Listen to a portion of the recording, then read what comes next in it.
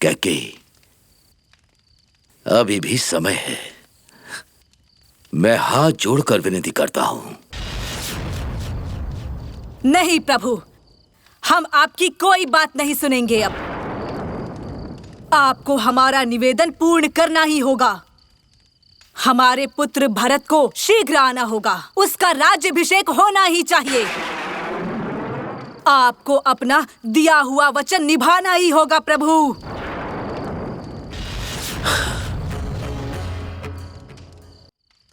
रामचंद्र के प्रति आपका मोह क्या स्वार्थ नहीं है? पिता होकर आपका अपनी संतानों में भेद करना क्या अन्याय नहीं है प्रभु? राम के प्रति अत्यधिक मोह के कारण क्या आप हमारे पुत्र भरत से अन्याय नहीं कर रहे हैं प्रभु? नहीं, मैं किसी भी पुत्र के साथ पक्षपात नहीं कर रहा। रामचंद्र मेरा ज्येष्ठ पुत्र है और सकल सद्गुणों से संपन्न है। इसी कारण उससे मेरा विशेष स्नेह है। इसका अर्थ ये तो नहीं कि मैंने अन्य पुत्रों की उपेक्षा की है। आपके ऐसे मान लेने से क्या होगा? तो और क्या तुम्हारे विचार को ही न्याय मान लिया जाए? अरे अविवेकी, हमारे अपने विचार महत्वपूर्ण नहीं है। रीति है, परंपरा है और एक विधान है। गुरुजनों, प्रजा और ज्ञानियों के मत का सम्मान करना होता है। रीति के अनुसार ज्येष्ठ पुत्र का ही राज्याभिषेक होना निश्चित है। ये विधान बना हुआ है। और सौभाग्य से मेरा रामचंद्र ज्येष्ठ पुत्र है। ज्येष्ठ पुत्र का ही राज्याभिषेक होना रीति है, परंपरा है, सब कुछ है। और ये हमारा कर्तव्य भी है। कैकेयी, अभी भी समय है। मैं हाथ जोड़कर विनती करता हूं। नहीं प्रभु, हम आपकी कोई बात नहीं सुनेंगे। अब आपको हमारा निवेदन पूर्ण करना ही होगा। हमारे पुत्र भरत को शीघ्र आना होगा। उसका राज्याभिषेक होना ही चाहिए। आपको अपना दिया हुआ वचन निभाना ही होगा प्रभु। मुझे अपना दिया वचन निभाना ही होगा। भरत आएगा, रामचंद्र वन जाएगा और मैं अपना सर्वस्व खो दूंगा।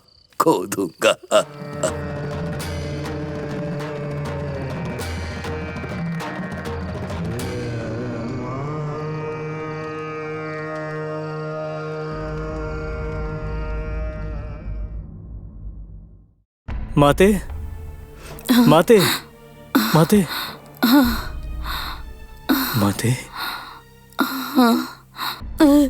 राम,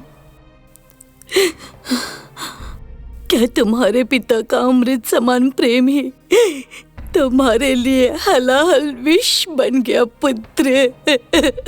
माते, निराश मत होइए।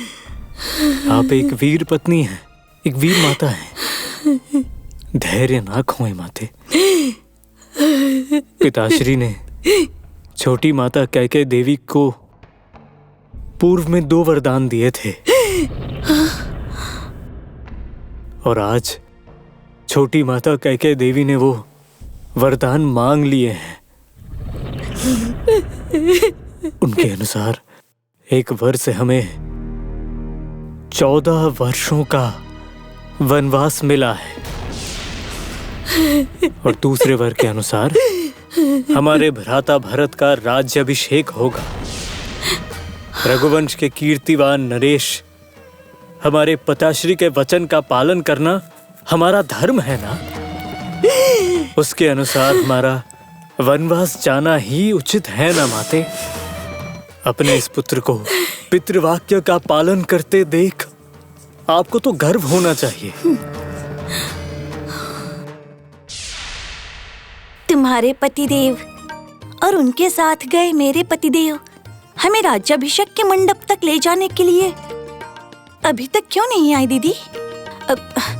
उन्हें गए हुए बहुत समय हो गया है। प्रतीक्षा करने में नीरसता हो रही है, इसीलिए किए हुए श्रृंगार को बार बार देख रही थी। ओहो, तो ये कारण है। उनके आने में विलंब हुआ तो मेरे श्रृंगार की परीक्षा। अर्थात यदि वे न आए तो क्या तुम ये श्रृंगार उतारकर पुनः श्रृंगार करोगी उर्मिला? वो भला क्यों नहीं आएंगे? वे अवश्य आएंगे दीदी, और हमें साथ लेकर जाएंगे। आपको युवरानी के रूप में दैदीप्यमान होते हुए मुझे देखना ही है। ये तो सत्य है। पुत्र, हृदय विदीर्ण कर देने वाले इस दुख के क्षण में भी तुम ऐसी बातें कैसे कर सकते हो और मुझे सांत्वना दे रहे हो? तुम जैसे गुणवान पुत्र से दूर होकर मैं भला कैसे जीवित रहूंगी? इस पुत्र वियोग के कष्ट से तो अच्छा होता कि तुम मेरे गर्भ से जन्म ही न लेते पुत्र। हाँ पुत्र, हाँ। आज मैं जो दुख भोग रही हूँ उसके स्थान पर यदि मैं निसंतान ही रह जाती तो उत्तम होता। माते माते, इतना दुखी होने जैसी क्या बात है? आपका ये पुत्र अपने कर्तव्य पालन के प्रति निष्ठावान है, ये सोचकर आप प्रसन्न हो। प्रसन्नता, प्रसन्नता कहाँ है प्रसन्नता पुत्र?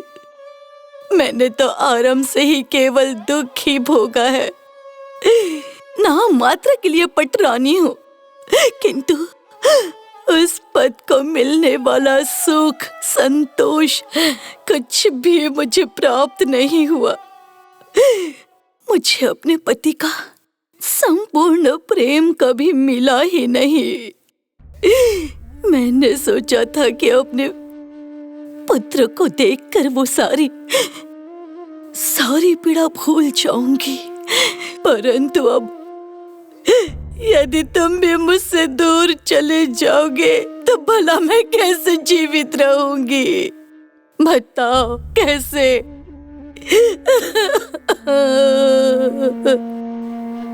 माते, धैर्य धारण करें। हमारे अकेले के ना होने से क्या हुआ? इस राजभवन में आपसे प्रेम करने वाले, आपका सम्मान करने वाले और भी कई लोग हैं। वे लोग आपका ध्यान अवश्य रखेंगे माते। हम स्वयं उनसे विनती करेंगे। अपने प्रिय पुत्र से दूर हो जाने के पश्चात मैं कैसे जीवित रहूंगी पुत्र? सामंतगण, आप सभी की भावनाएं मैं समझ सकता हूँ। रामचंद्र के राज्याभिषेक के लिए आप सब इतने अल्प समय में शीघ्रता से पधारे हैं। रामचंद्र युवराज बने, इस पर एक मत होकर आप लोगों ने अपनी स्वीकृति दी। उस मंगल कार्य को देखने के लिए आप सब उत्सुक हैं, मैं जानता हूं।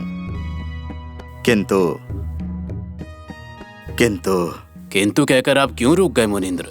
मेरी इच्छा के अनुसार, आपकी इच्छा के अनुसार, प्रजा की इच्छा के अनुसार आज इस शुभ घड़ी में रामचंद्र का राज्याभिषेक होना था, परंतु अब वो नहीं हो पाएगा।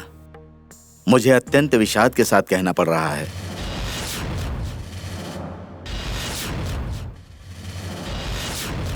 अर्थात श्री रामचंद्र जी का राज्याभिषेक अब नहीं होगा।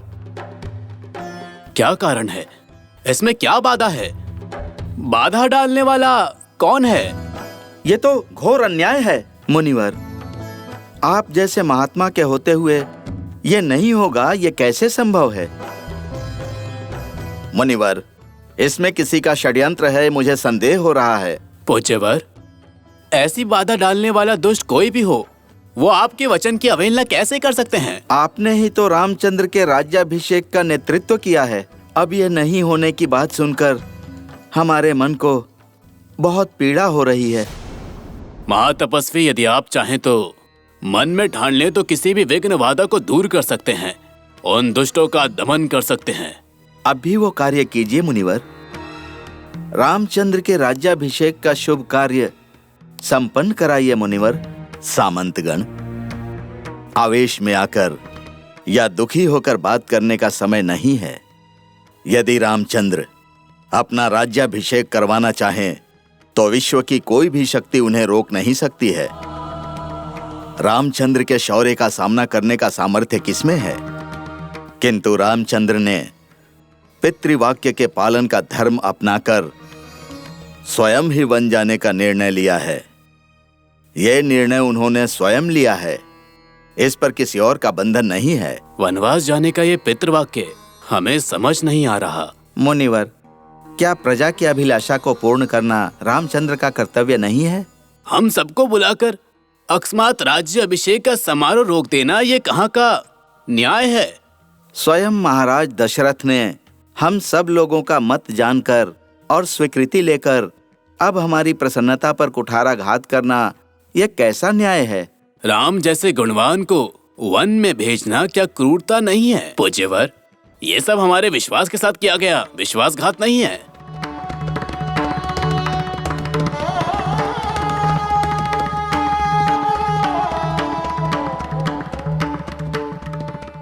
अगले एपिसोड तक कहानी को जहन में जिंदा रखिए। सीते